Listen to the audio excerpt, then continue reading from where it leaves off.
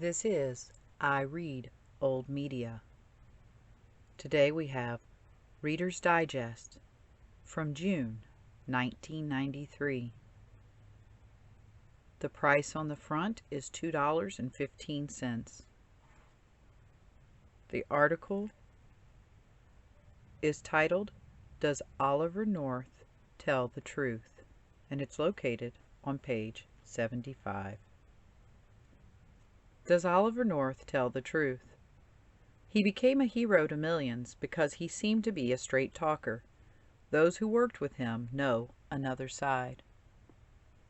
By Rachel Wildavsky. Furrows creased the soldier's brow. Television floodlights caught his clean good looks that summer day in 1987. Jaw set, eyes resolute, voice strong and clear, and occasionally lashing out when outrage overcame his military manners. Within hours of this appearance before the Congressional Iran-Contra Committee, Lieutenant Colonel Oliver North, once a little-known aide to the Reagan administration's National Security Council, NSC, was a popular hero. North was being questioned about his role in the sale of U.S. arms to Iran to win release of America's Middle East hostages and the diversion of the profits to the Nicaraguan rebels, the Contras, then battling a Marxist government. The legal war would dog him for years. North was indicted, tried, and convicted on 3 criminal counts. Finally, in July 1990, a U.S. appeals court overturned his convictions. Ironically, North's interrogation before Congress in the summer of 1987 is what saved him. The appeals court ruled that the lower court had not properly determined whether North could receive a fair trial after his wide public exposure. Through the years since his congressional appearance, North's life has seen dramatic changes, not the least of them financial. Americans deluged the North Defense Trust with cash donations toward his legal and security expenses. The fund took in at least $13.2 million before North began disbanding it last November. He says he did not feel comfortable seeking contributions any longer. In fact, North has done well for some time. In May 1988, he began lecturing for as much as $25,000 a talk. In July 1990, he and his family moved to a $1.17 million, 194-acre estate in beautiful Clark County, Virginia. In December 1991, his memoirs, Under Fire, reached the top of the bestseller lists. Iran-Contra, which first threatened to break him financially, has made him rich. Now North controls a formidable political direct mail fundraising operation and is expected to announce late this year or early next that he will run for the U.S. Senate from Virginia. If he does run, many Americans will rally to his side. Second thoughts. But how will those who knew North and worked closely with him respond to a Senate bid? While some of North's former colleagues will undoubtedly support him, a surprising number now openly express doubts about his character. They are disillusioned that North kept cash intended for the Contras in his office and later destroyed records of how he spent it. They're angry that he made the Contras deal with arms suppliers who profited at the rebels' expense. Too much of what North has said and written, they believe, is false. Many now say he cannot be trusted to tell the truth, in speech or in print, about Iran-Contra or much else. Retired U.S. Army General John K. Singlaub, for example, a devoted Contra supporter, said North's ability to put in 18-hour days kept his own disillusionment at bay after others were starting to doubt. But Singlaub eventually concluded that North, quote, told lies and got away with it, unquote. Charles Cooper was one of the first Justice Department lawyers to question North.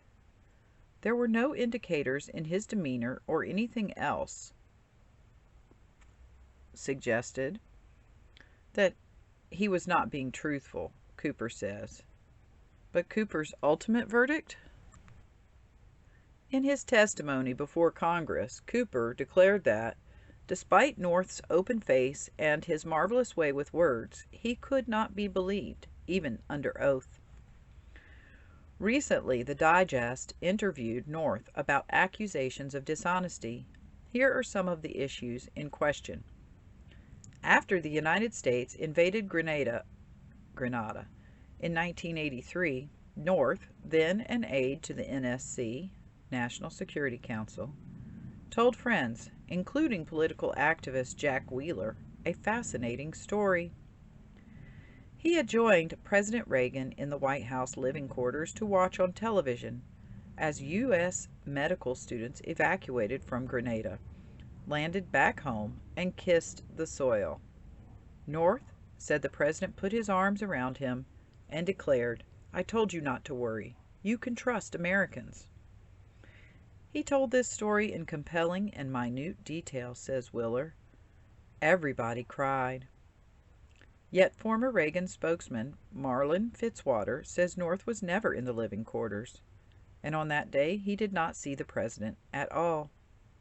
Today, North will not comment on the story. Many North stories seem to exaggerate his intimacy with powerful people. In February 1986, he told a United Methodist Church group and at an official meeting in the White House that he briefed the president twice a week. But White House logs show they only met 19 times, and never alone, in North's last 2 years on Reagan's staff.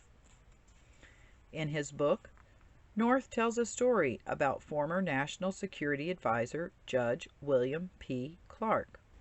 When Clark first took the job in early 1982, North writes, he, quote, insisted on walking to work.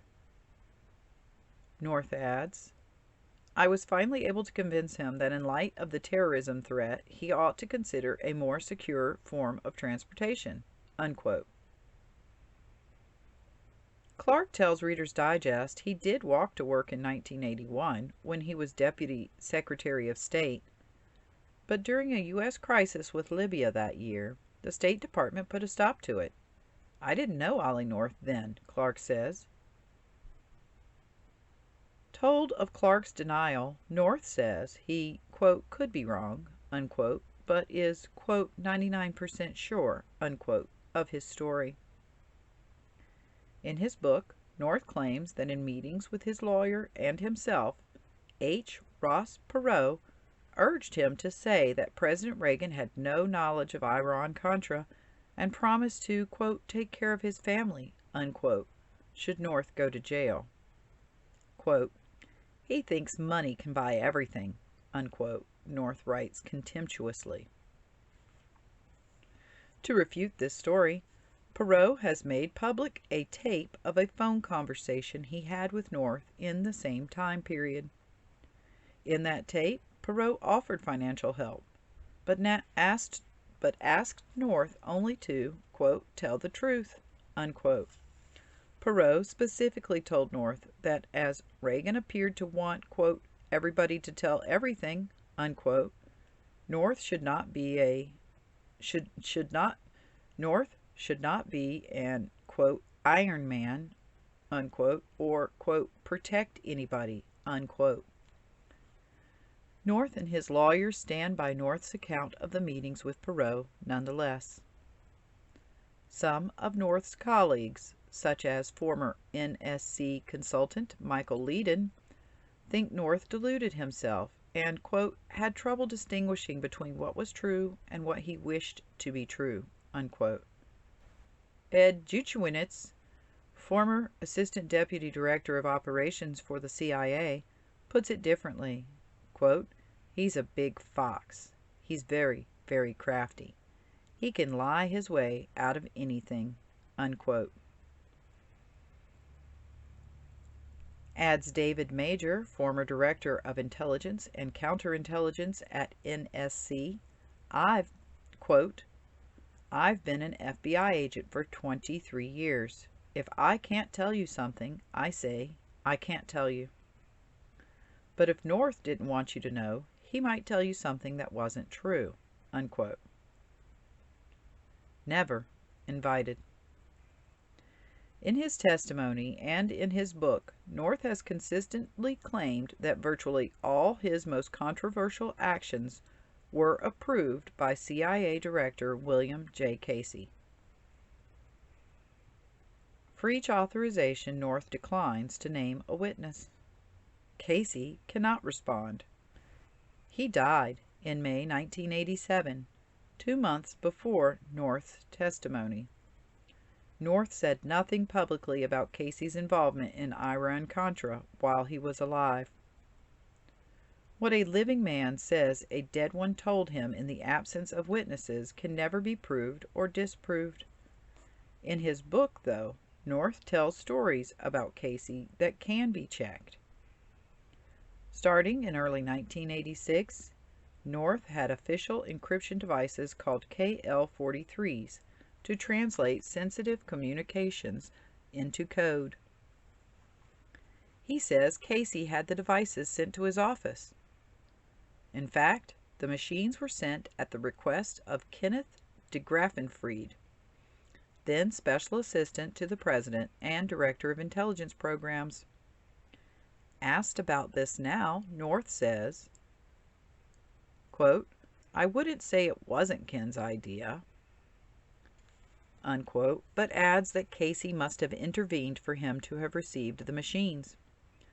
North has written that he attended Casey's wake, quote, "at the suggestion," unquote, of Casey's widow, Sophia. Quote, "That's absolutely untrue. I never invited him," unquote, says Mrs. Casey. According to her and her daughter, Bernadette Casey Smith, North phoned their home and asked if he could come. He was told yes, as was everyone who asked. North says he met with Casey, quote, "regularly at one of his offices or occasionally at his house in Northwest Washington." But Casey's widow had never laid eyes on North before Iran-Contra became public. Mrs. Casey was not employed outside her home, and, says her son-in-law, Owen Smith, there were very few times when she wasn't around. Casey certainly knew North, knew about the effort to trade arms for hostages, and supported it. But North claims Casey also approved the diversion of profits from Iranian arms sales to the Contras. According to North, Casey, quote, "loved the idea," unquote, and called it, quote, "the ultimate covert operation," unquote. Before Casey died, however, North failed to link him to the diversion on the most important occasion when he might have done so, at a meeting on November 23, 1986, when Attorney General Edwin Meese demanded the facts about Iran-Contra on behalf of the President. Meese asked North who else in the government knew about the diversion. North named Admiral John Poindexter and Robert McFarlane, his two superiors at the NSC. According to notes taken at the meeting, North did not mention Casey, and doing so, quote, "would have been to his advantage," unquote, Meese says. Asked by the Digest why he did not name Casey, North says, quote, "I can't say that I didn't," unquote. He adds that the meeting was not tape recorded. However, Meese and 2 other Justice Department officials present that day insist Casey's name never came up. One of them, Charles Cooper, points out that North, quote, "has never, to my knowledge, challenged our account of that meeting before," unquote. Cash accounts. Meese also asked North how the diversion of funds began. According to the notes, North said it was, quote, an Israeli idea, unquote, and named an Israeli contact, Amiram Nir. Later, in his congressional testimony, North said the diversion was first proposed by his Iranian contact, Menasher Ghorbanifar, on January 22, 1986. But according to the Israeli government chronology of events, on December 6, 1985, North told Israeli officials he wanted to use the profits from the Iranian cell in Nicaragua. North says he remembers no such thing. While employed by the government, North accepted a gift, a $13,800 security system for his home, paid for by his private sector Iran-Contra partner, retired Air Force General Richard V. Secord. Government rules clearly prohibited officials from accepting anything, quote, of value, unquote, says General Singlaub. Quote, you go over those rules all the time. They are well known, unquote. North says he accepted the security system because terrorist Abu Nidal had issued a death threat against him.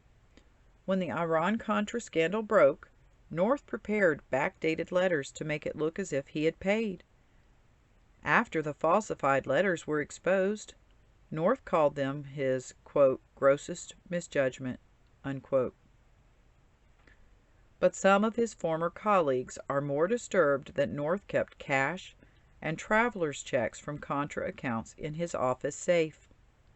About $150,000 to $200,000 in cash flowed through North's office between late 1984 and November 1986, when the president fired him.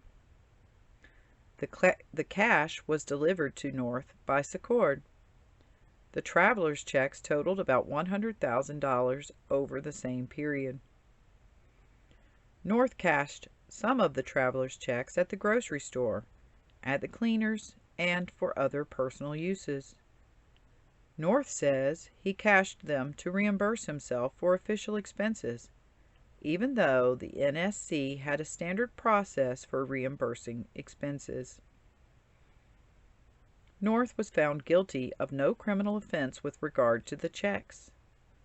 Nevertheless, Elliott Abrams, former Assistant Secretary of State for Inter-American Affairs, said North's handling and commingling of funds was not only highly irregular, it was, quote, just wrong, unquote. North also says that Bill Casey gave him a ledger in which to keep meticulous records of how he spent every dime of the Contra's money. However, he claims that as the operation became public, Casey told him to destroy the ledger, along with countless other Iran-Contra documents. Richard Armitage, former Assistant Secretary of Defense for International Security Affairs and an Annapolis classmate of North's, is puzzled by the ledger story. Records are for accountability. Why keep a record so sensitive it must be destroyed rather than revealed? Quote, either you keep notes or you don't, Armitage says. You don't do both, unquote. At North's trial, prosecutor John Keeker asked whether Secord used cash, quote, to make sure that nobody could ever trace it or figure out what was done with it, unquote. North replied, quote, I suppose that's a reasonable conclusion, unquote. Monopoly markup. The NSC's administrative officer, Mary Dix, remembered a time when North didn't seem to have any money. He'd chase her down the halls for gas money so he could get home. But in the middle of 1985, Dix testified at North's trial. This stopped.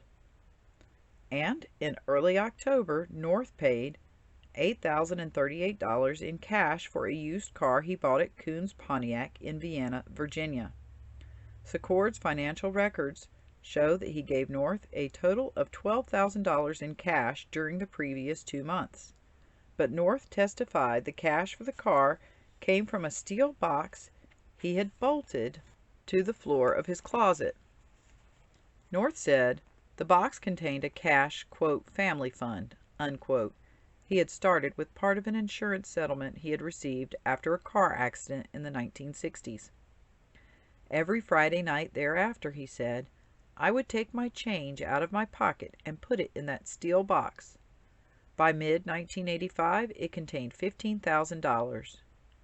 North did not recall ever before listing the money from that box as an asset, not even on the mortgage applications for the homes he and his wife had bought over the years. No charges were brought against North regarding the car. The money Secord distributed to North came from the assets of, quote, the enterprise, unquote. North, Secord, and Secord's partner Albert Hakim had formed the enterprise after Secord began helping North with the Contras in the summer of 1984. Among other activities, the enterprise brought arms and sold them to the Contras. One of the Contras' other main suppliers, General Singlaub, had procured weapons for the rebels at cost. The enterprise operated for profit, selling the Contras arms at an average markup of 38%. In July 1985, North made Secord the Contras' only arms supplier. After that, North directed all donations he helped raise for the Contras, from private individuals and foreign governments, straight to enterprise accounts. North also allowed Secord and Hakim to determine what commissions they should take. Quote, a lot of money that should have gone to the Contras, says former NSC consultant Ledeen, went to Secord and Hakim, unquote. Hakim owned accounts containing enterprise money called the, quote, reserves, unquote. One of those funds contained $2 million earmarked for covert operations. A legal agreement specified that if Hakim died, that money would pass into Secord's control. If Secord died, it passed into North's. If all three died, it was to be divided equally among their estates. North said Casey had ordered him to work with Secord, ordered him to start the enterprise, and approved of letting Secord and Hakim set their own commissions. If Casey did, notes Abrams, it was a departure from the rest of his career as CIA director. Casey had covert operations all over the world, but, quote, there was no whisper of anything comparable, not in Angola, not in Afghanistan, nowhere, unquote. Oliver North fought bravely in Vietnam and served his country in many other ways in the Marine Corps and at the White House. But has he told the truth about Iran-Contra and the financial manipulations and irregularities surrounding it? North destroyed crucial records of the operation that made him famous, and soon, perhaps, may make him a U.S. Senator. Thanks to those shredded records, for much of the Iran-Contra story we only have North's word to go on. Too many past discrepancies have shown us that Oliver North's word is not always enough. Rachel Flick Wildavsky is a Reader's Digest Washington Bureau Senior Staff Editor. The end.